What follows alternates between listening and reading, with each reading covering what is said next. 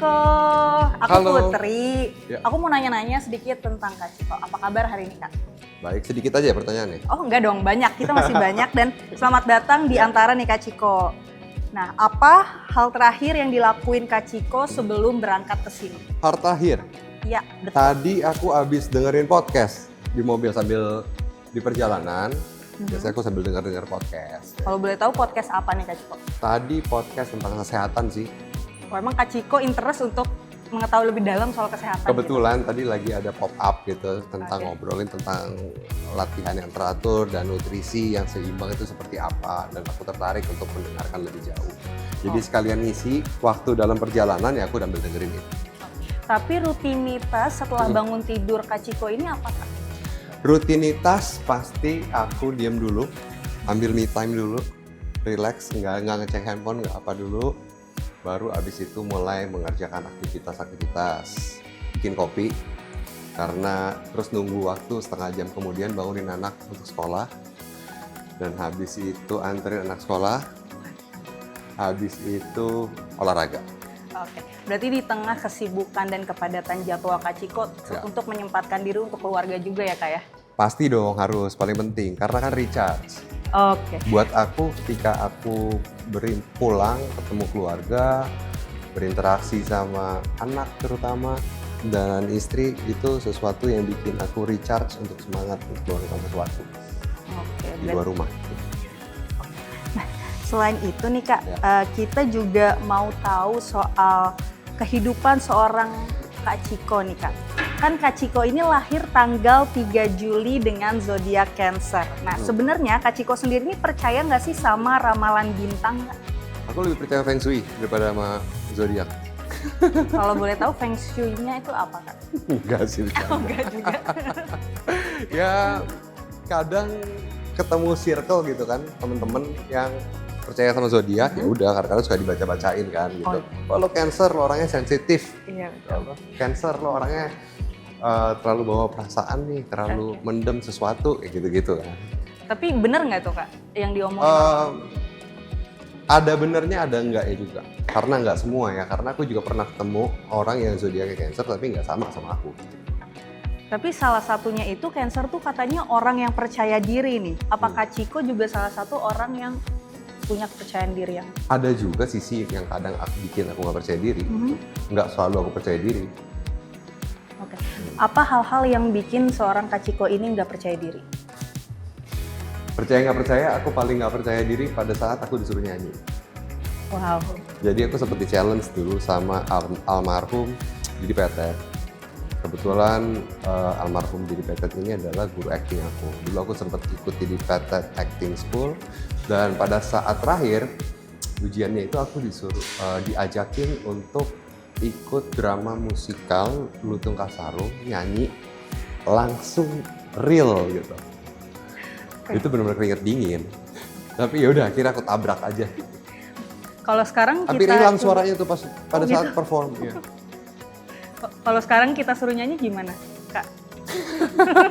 Sedikit Aku tuh mungkin. udah lewatin beberapa fase ya, Oh, gitu. iya. Maksudnya ketika aku, itu pertama kali. Terus yang kedua aku di challenge sama almarhum Glenn Fredly waktu itu untuk isi soundtrack film kami yang judulnya Filosofi Kopi Kedua, Ben dan Jody. Jadi kami menyanyikan lagu Sahabat Sejatinya Ceylon Seven sama Rio Dewanto waktu itu. Itu juga lumayan keringet dingin. Tapi kan namanya recording kan ada prosesnya ya, gitu kan. Tapi pada saat live-nya, kan bener waktu itu kita bener-bener ada akustiknya live, wah gila.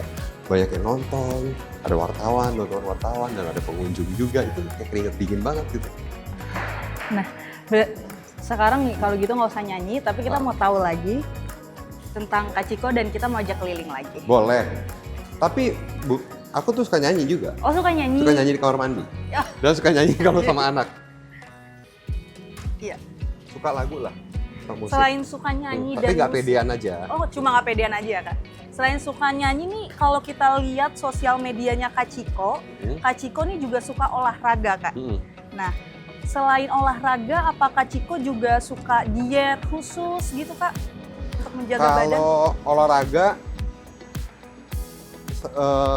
sebenarnya emang benar-benar udah keharusan ya, apalagi sekarang aku juga aktor olahraga untuk nunjang untuk aku melakukan aktivitas aku untuk mensupport supaya nggak cedera, supaya nggak gampang capek, dan masih banyak hal lainnya gitu yang bisa aku dapetin dari olahraga. Tapi kalau boleh ngasih tips, apa tips sehat dari seorang Chico Jericho?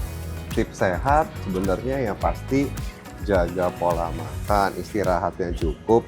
Sebenarnya sih basicnya ya itu aja sih, istirahat teratur, makan yang cukup, nggak kurang makan, nggak usah takut makan, dan olahraga juga ya nggak perlu yang over, tapi yang penting konsisten. Wah, Kak Chico ada apa nih Kak Chico? Ada orang yang cedera. Ada orang yang cedera. Biasa Kak Chico olahraga, orang kan nggak perlu. Kita main games Ini nggak ada waktunya. Betul, disempet-sempetin. Tapi ngomong-ngomong, Ada gimmicknya ya? iya dong. Ih, aku beneran olahraga. Gue Kak kaget Chico. sih tadi. Aku beneran olahraga ini, gitu kan? Ya walaupun bajunya gombrang nggak kayak olahraga ya. Tapi ngomong-ngomong Kak Chico, aku jadi penasaran nih. Kak Chico tuh kan aku sering lihat sosmednya nih suka olahraga nih.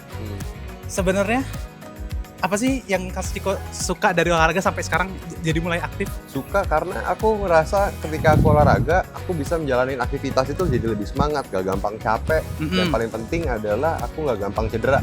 Oh gitu. Kadang ketika kita syuting, kita harus tiba-tiba ada adegan action. Misalnya action itu banyak ya, bukan hanya action berantem ya. Action tiba-tiba harus lari, jatuh. Oh Nah, iya itu iya gimana iya. ketika kita olahraga badan kita siap. Oh gitu. Berarti Karena nggak? otot-otot kita dilatih kan. Berarti nggak hanya lifestyle tapi juga karir juga ya? Penting. Oh, Apalagi oke. ya sebenarnya bukan cuma aktor sih, tapi buat kita yang aktif penting banget olahraga. Wih, jadi tertarik aku sama Bener nggak? Bentul juga. Kayak Setuju. gue bisa gendong anak, ganti 3 galon aqua, gitu kan. Yes. Dongkrak mobil, ganti ban mobil, itu kan jadi Yes. kita kan perlu kan. Apalagi Iya. sekarang gue juga umurnya udah 40 gitu. Tapi ya masih bisa melakukan aktivitas hal-hal kayak begitu kan perlu bantuan dilatih sih kita. Oke. Aku jadi pengen tahu lebih lagi soal kehidupannya Kak Chico. Karena itu aku punya game Apa untuk Kak Chico. Apa tuh? Kita bakal gali kehidupan Kak Chico dengan games fact or fake. Fake? Fakta atau Fact. palsu. Oke. Ya. Sebentar aku ambil dulu. Ada game-nya ya? Oke, ini sebenarnya ini suatu yang simple ya. Ini suatu Oke. yang simple. Kita bakal lihat apakah kehidupan Kak Chico apakah suatu Fake yang atau fake? Oke. atau fake. Oke. Ini tinggal tunjukkan saja. Ya. Oke. Kita mulai ya. Aku buka. Aku tunjuk ke situ ya? Iya dong. Oke. Oke. Ntar nih aku buka HP dulu nih. Biasa Ya. kuncinya agak Oke. Kita pertanyaan pertama. Ya. Kak Chico Ya. lebih suka olahraga kalistenik daripada olahraga di gym? Facts. Oh, kenapa tuh? Tapi aku nggak bilang aku nggak suka di gym ya. Oke. maksudnya. Tapi pertama lebih menghemat waktu aku. Karena ya seperti aku bilang, Ya. keterbatasan waktu. Pagi-pagi aku cuma punya waktu mungkin 1 jam atau 1,5 jam. Aku harus antar anak sekolah dan menyiapkan waktu untuk olahraga dan juga habis itu kerja anak. Kalau aku harus berangkat dulu ke gym, itu macet kan. Iya betul. Belum lagi Jakarta macet. Udah Betul. pasti memakan waktu 45 menit. Iya, Nah 45 menitnya itu ketimbang aku harus gunakan di jalan, aku pakai buat di olahraga langsung di rumah. Dan Karena lebih- kalistenik bisa dimanapun. Betul, dan lebih murah nggak sih? Ya dibilang lebih murah sih iya gitu, Heeh. tapi yang nggak harus bayar member gym kan maksudnya kan. Betul Tapi juga. tetap kan kita harus bayar coach. Iya. Iya itu betul penting juga. karena coach penting karena dia yang memantau program kita dan lain-lain. Oke. Oke, yang kedua nih Kak Chico. Lebih pilih naik motor ke lokasi syuting dibanding mobil karena biar cepet dan nggak macet. Kalau lokasi syuting ya, Yes. aku sih lebih pilih naik mobil. Oh gitu. Kenapa Iya. tuh? Naik mobil tapi bener-bener kita perhitungkan lah jamnya 1,5 jam sebelumnya. Kenapa? Karena aku butuh fokus, aku butuh relax. Begitu. Iya. Tapi kalau misalnya emang kerjaan yang lain, aku lebih pilih untuk naik motor kemana-mana. Karena ini ya, karena Naik ojek online lah ya. berarti Karena memang lebih suka kayak menenangkan diri dulu untuk menyiapkan untuk pada syuting saat gitu. syuting, iya. Yes. Oh Iya, gitu. Karena yang benar-benar aku harus fokus, aku di situ bisa baca skrip, Hmm. aku bisa dengerin musik, bisa tenang, relax. Itu bagian dari meditasi gitu. Betul, salah satunya. Oke. Pertanyaan selanjutnya. Ya. pernah ikut film Filosofi Kopi dan sebenarnya jago banget buat bikin latte art. Nggak, fake. Oh gitu. Iya. Tapi suka kopi nggak sih sebenarnya? Suka kopi. Oh, Suka gitu. kopi, aku juga belajar karena sebelum syuting Filosofi Kopi itu aku sempat sekolah barista. Oh gitu. Sekolah barista Sebenarnya dulu jago tapi jawabannya malah tidak. di ABC. Tapi kan bukan latte art. Oh gitu. Oh, Latte iya, art iya, sama iya, bikin iya. kopi kan beda ya. Latte art tuh yang bikin bunga, bikin hati, bikin gambar-gambar gitu kan. Latte art tuh susah banget. Itu butuh skill khusus lagi. Jadi aku waktu itu bikin latte art hanya berhasil bikin satu latte art itu cuma hati. Ah iya. Karena iya, basicnya iya. cuma bikin hati. Iya, Dan kadang-kadang juga hatinya juga ada yang lebih gede di sini, gitu. Nggak sempurna lah ya. Iya, Gitu. template sih. Oh, berarti beda ya barista itu dengan latte art. Barista ada yang manual brewing, ada yang bikin latte art itu tuh yang dicampur susu. Kamu suka kalau lagi pesan kopi tuh ada gambar tulip, Yes. ada gambar burung, itu kan Yes. susah banget. Oke. Jadi bohong kalau aku bisa gambar latte art. Tim kopi pagi atau tim kopi sore nih? Aku tim kopi pagi sampai sore. Oke, next. Ya. Kak Ciko sering nolak main film horor karena takut gelap. Ketawa nih. Fake. Bener. Tapi tahun ini aku ngambil film horor nih. Oh gitu. Horor perdana nih. Perdana. Iya. Ini aku langsung keringat dingin. Kebayang. Kita doakan yang terbaik ya. Kita doakan yang terbaik. Untuk Bener Kak lagi. Ciko. Oke, ini terakhir nih. Iya nggak apa-apa. Bentar lagi bakal mainin film tentang sejarah nih.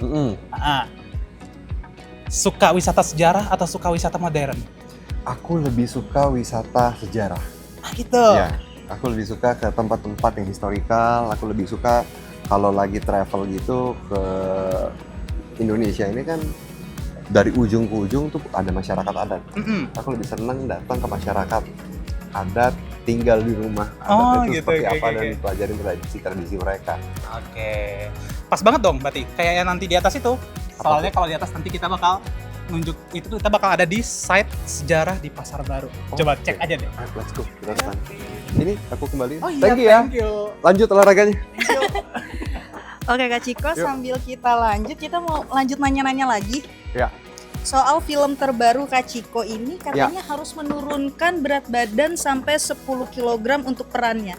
Iya, Tapi- betul. Boleh Jadi- diceritain Kak? Ya, di film Perang Kota ini aku tuh bisa dibilang cast yang paling terakhir bergabung di film Perang Kota. Dan pada saat itu emang badan aku lagi cukup besar ya. Pada saat ketemu sama Rama Adi, produser dari film Perang Kota ini, badan aku lagi cukup besar. Aku sempat ngobrol, ngopi, dan diceritain bahwa dia akan jalan project yang berjudul Perang Kota. Diceritain lah skripnya, ceritanya secara garis besar seperti apa. Begitu aku baca, aku sangat tertarik, diajakin gabung. Dan ketika gabung, itu banyak sekali PR-nya. Nurunin berat badan. Dialek, coaching dialek, juga coaching latihan untuk fisik, juga ada action koreografi, dan satu lagi adalah belajar main biola. Nah tapi selain hal-hal yang tadi disebutin, Kak Ciko pernah nggak sih melakukan hal-hal yang ekstrim lainnya untuk sebuah peran? Banyak ya, setiap peran tuh pendekatannya sangat beda-beda gitu.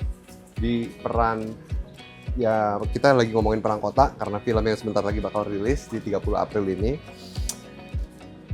Contohnya adalah, yang ekstrim adalah karena aku di sini orang yang sangat introvert, banyak mendem. Jadi aku ngelatih gestur badan aku, dikasih PR sama acting coach aku, Mas Ajibong, untuk melakukan setiap kali ngomong supaya nggak banyak gerak, itu di still gitu, diikat. Atau kalau lagi duduk dijepit gitu tangannya supaya nggak banyak gestur. Karena aku kalau ngomong tuh suka pakai gestur gitu. Terus apalagi ya? Ya salah satunya seperti itu. Wah, ternyata tantangannya tuh berat-berat juga ya Kak Ciko? Lumayan. Tapi Tapi kayaknya- seru di situ prosesnya Oke. justru. Tapi kayak lebih berat lagi kalau ngangkat rumah ya Kak Ciko ya, boleh dilihat ini Kak Ciko. Kak Ciko kan anaknya juga aktif berpetualang dan juga ini inget momen ini nggak nih Kak Ciko? Ingat, berat banget. Ini beratnya minta ampun loh, ini pindahin rumah. Jadi aduh, ini waktu di daerah mana ya? Aku lupa lagi nama daerahnya ini tepatnya di mana. Jadi yang seperti aku bilang tadi, aku tuh karena kebetulan aku salah satu host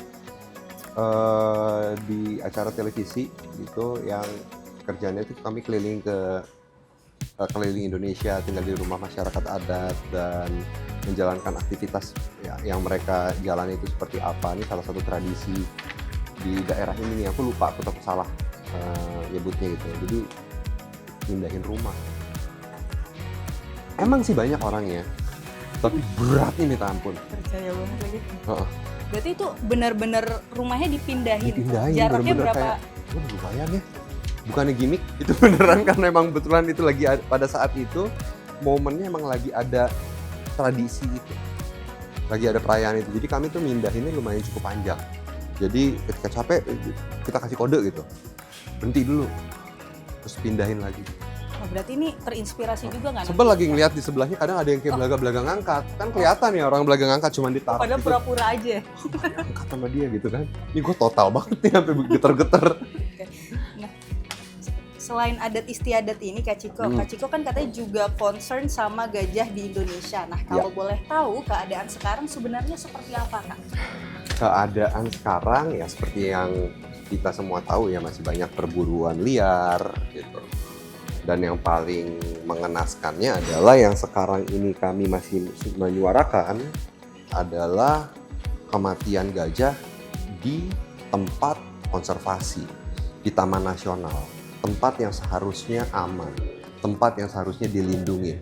Dan sampai sekarang kami masih mengawal kasus pembunuhan gajah Rahman yang sampai sekarang belum terungkap.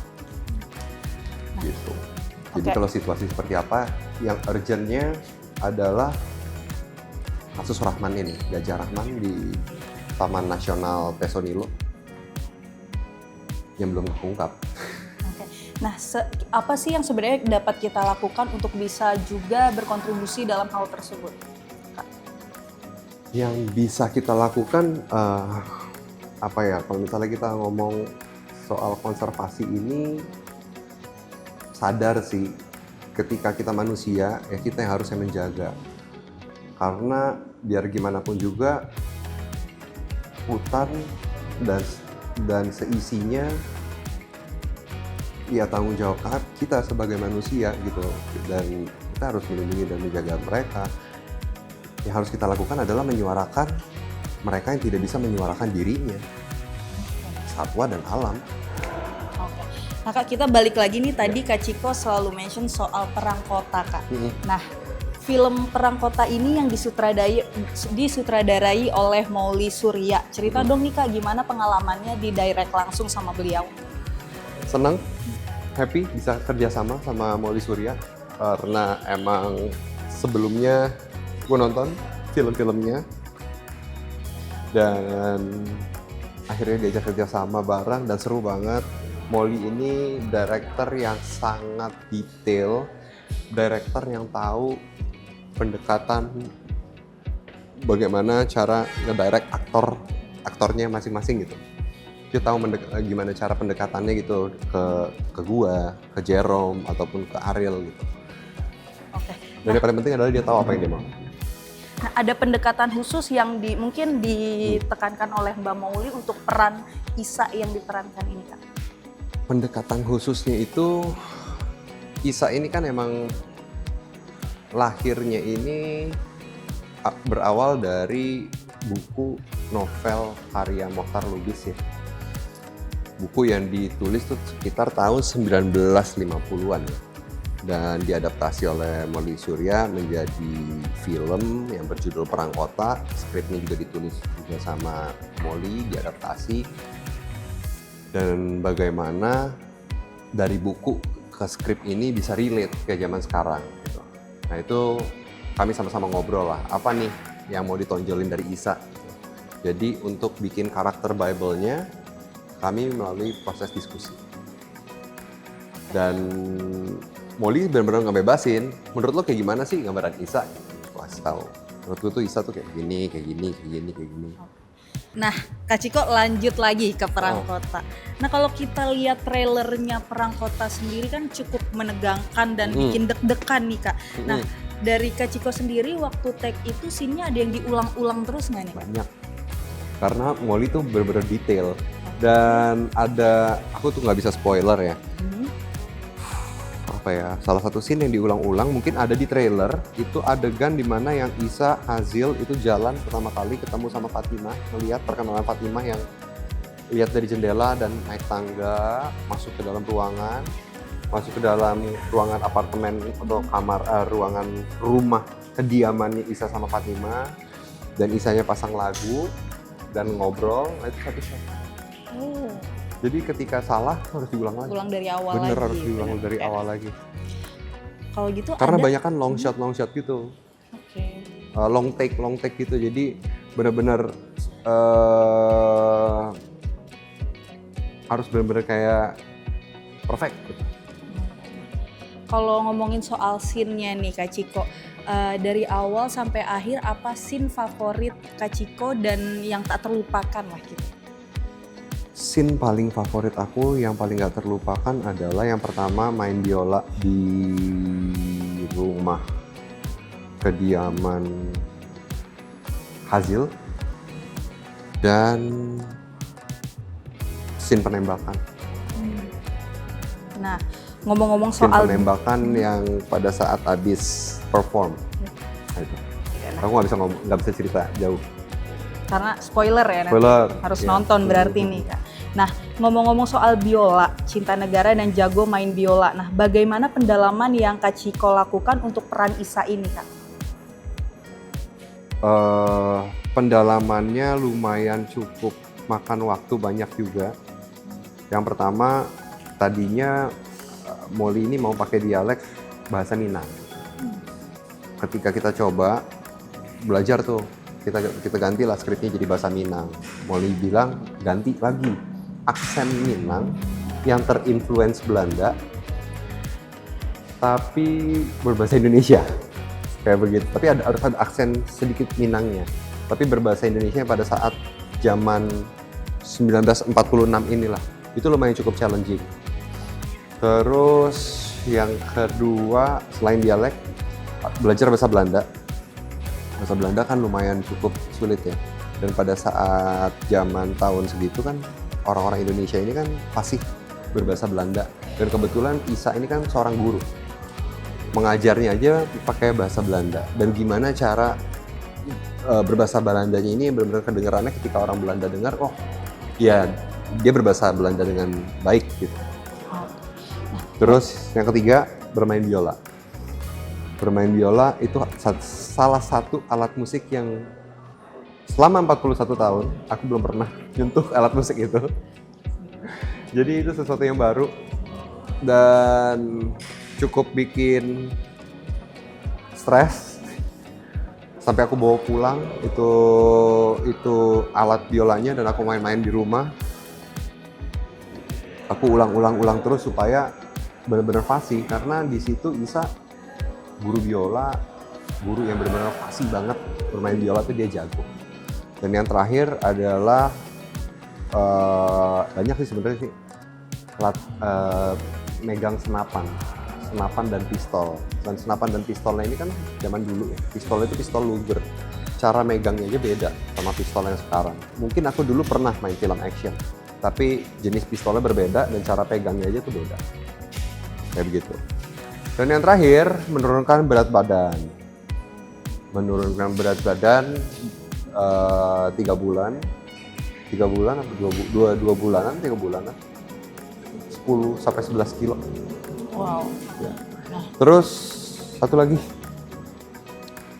action koreografinya lumayan. Sebenarnya dibilang simple sih enggak, tapi gimana caranya kelihatan impactful dan real. Dan fight-nya itu benar-benar fight yang benar-benar orang yang untuk survival. Karena kan ini kan banyak banget. Dan malam adegan. dan hujan adegan. Oke.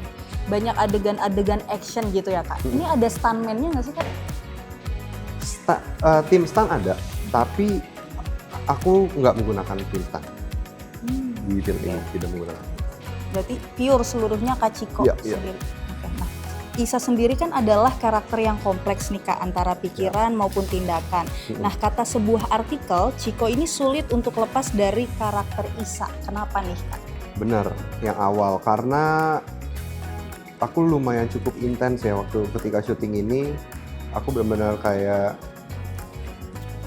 menjauhkan diri lah dari hal-hal yang biasa aku lakukan dalam kehidupan aku sehari-hari supaya aku bisa fokus sama si karakter Isa ini.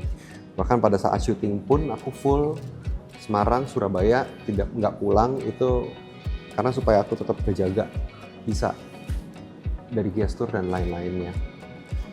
Ketika film ini selesai, aku pulang ke rumah, itu masih lumayan cukup beradaptasi kembalinya lagi tuh. Apa yang ada di pikiran Isa tuh masih ada di pikiran aku. Karena aku di situ masukin kayak traumatiknya. Gimana sih orang yang hidup dari zaman Indonesia belum merdeka sampai Indonesia dinyatakan merdeka 1945. Ya Isa tuh harus ada di situ. Stresnya seperti apa yang mempengaruhi kehidupannya dia gitu. Seseorang yang harus berjuang, dipaksa berjuang untuk survival, untuk menyelamatkan keluarganya dan juga memperjuangkan negaranya. Nah, setelah memerankan Isa ini, ada nggak sih Kak merasa adanya kesamaan antara, oh ternyata Isa mirip ya dengan Chico gitu? Kemiripannya sih, aku nggak nemuin kemiripannya ya, antara Isa sama Chico ya. Mungkin yang dilakukan Isa ini apa ya? Dia orang yang sangat tidak komunikatif. Salah satu contohnya ya, kenapa sampai akhirnya di dalam rumah tangganya ini dia nggak membicarakan segala sesuatunya pada istrinya gitu. Karena maksudnya baik, karena dia tidak mau membebani dan dia merasa bahwa dia bisa take action. Tapi akhirnya jadi sesuatu yang salah ketika di dalam rumah tangga ini tidak ada komunikasi yang lancar. Oke. Nah, Isa ini kan adalah karakter yang ada di tahun 1946 nih Kak Chico. Nah, jika Isa ada di tahun 2025 menurut Kak Chico, kira-kira Isa ini kerjaannya apa sekarang? Kalau Isa di tahun 2025? Betul. Saya nggak ada si Isa nih apa ini? Di 2025 Isa itu seorang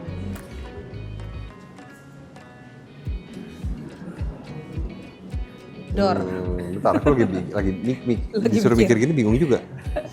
Bisa mungkin seorang Kalau guru biola mungkin? Guru biola nggak juga ya? Nggak juga.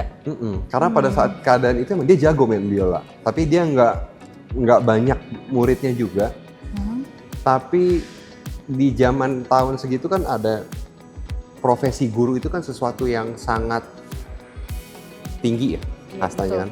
Guru bangsa, misalnya kayak Bung Hatta, itu kan semua kan guru kan, karena mereka yang punya pendidikan yang cukup tinggi ya. Isa ini apa ya? 2025 nih beda nih soalnya nih, dia pejuang soalnya kan, pejuang juga mungkin dia. Mungkin menduduki pemerintahan begitu, Cito? Menduduki pemerintahan dia enggak juga. Enggak juga. Dia bukan seseorang pemimpin di organisasi soalnya. Dia orang yang terlibat, yang diseniorkan di dalam organisasi, tapi dia bukan pemimpinnya. Oke. Dia seorang volunteer sebenarnya. Volunteer. Pada saat iya apa ya? Paling tepat adalah seorang bapak rumah tangga. Seorang bapak ya. Dia seorang bapak, seorang suami, seorang guru, seseorang yang sangat responsibel terhadap keluarganya dan dia mengesampingkan semuanya untuk keselamatan keluarganya. Jadi di tahun 2025 ini dia seorang bapak yang sangat melindungi keluarganya. Kenapa harus nonton? Karena ini film terbaru dari Molly Surya yang diadaptasi dari Bapak almarhum Mohtar Lubis. Dan juga film Perang Kota ini akan memberikan warna baru dalam perfilman Indonesia. Ini bercerita tentang cinta, perjuangan, dan juga pengkhianatan. Gitu. Dan kalian harus menyaksikannya benar-benar di bioskop. Kenapa? Karena experience-nya sangat berbeda banget. Di sini kami memakai gambar dengan format 4:3. Jadi di mana ketika kita menonton, nanti kita akan merasa benar-benar kayak terlibat di dalam setiap adegan yang si karakter ini lewatin. Dan kalian akan merasakan bagaimana sih situasi tahun 1946 seperti apa. Karena benar-benar detail banget ya, dari sound design aja dikerjakan di Perancis. film ini berkolaborasi dengan 6 negara. Ya, sampai ketemu di bioskop kesayangan kalian tanggal 30 April 2025. Oke, thank you Dong Thank you. Firkantara, Kak Ciko. Thank you ya. Bye.